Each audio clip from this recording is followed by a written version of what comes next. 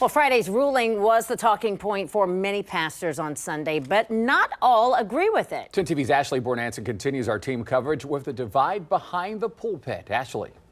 Well, Andrew, Yolanda, the majority of faith organizations I've spoken to say that this is a victory for the anti-abortion movement, who has been fighting for the reversal of Roe v. Wade for nearly 50 years.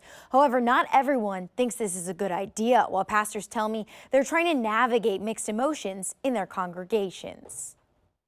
I'm very disturbed and concerned when I hear that the right of a person to be able to do it, even to make that choice, has been taken away, because I see it in the context of other rights which are then put in jeopardy.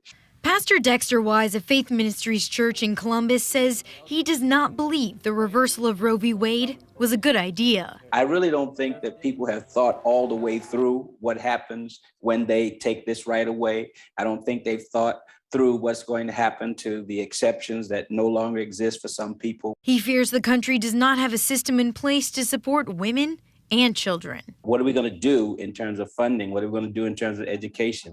What are we going to do instead of creating more prisons and create more daycare centers? But the faith community is torn. I think this has put all of us in a position where no one can hide anymore.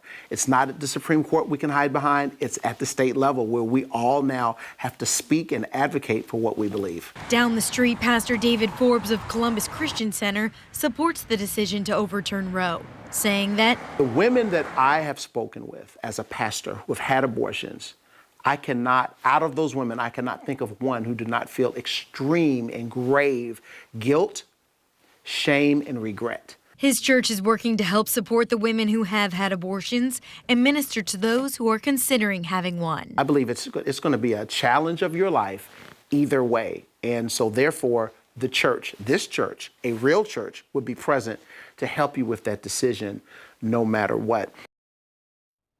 Both pastors tell me they've received support from their congregation, though they are on opposite sides of the court's decision. Now, they do encourage everyone to show compassion and support for each other as the nation navigates this time, though we might have varying beliefs. Live in studio, Ashley Bornanson, 10 TV News.